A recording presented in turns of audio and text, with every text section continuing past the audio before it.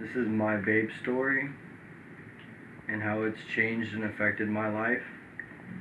I've vaped for 2 years now, and I started out with mech mods, unregulated mech mods, and that was a big thing 2 years ago. Everybody had to have an unregulated mech mod, and then they started coming out with regulated devices. So you could build higher ohms, you could hit 200 watts. It's fantastic. I smoked for 6 years. I smoked a pack a day, and there was never any satisfaction out of it. I could never smoke enough cigarettes to be satisfied and put them down. I always had to have one after the other. I would do something and I'd be like, alright, I'm gonna have a cigarette. I spent hours, endless hours, smoking cigarettes. It's just, the time it consumes is ridiculous. Nobody really knows until you've had a chance to actually look back and be like, wow, I spent half hour smoking 6 cigarettes.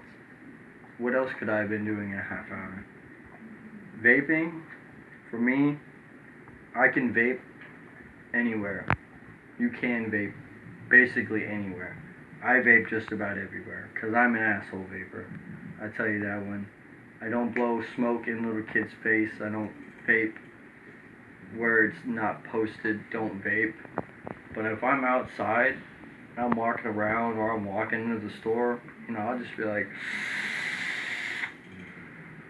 oh, that was piddly vapors. Clouds, bro, clouds. Shout out to Grim and Rip.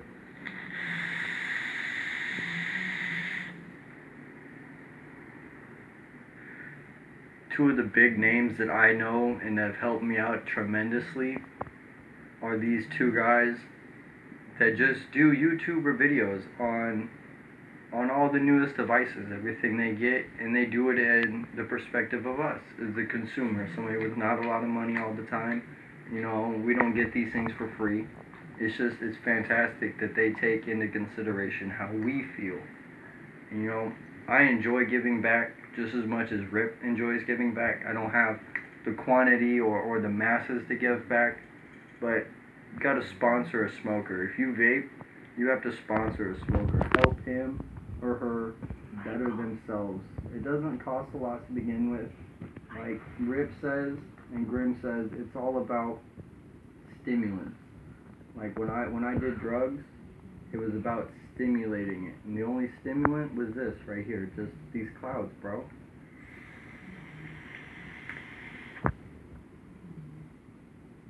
I have a fixation, an oral fixation with clouds. It's all it is. Helped me quit hardcore drugs, which I'm thankful for. I've been clean for 6 months.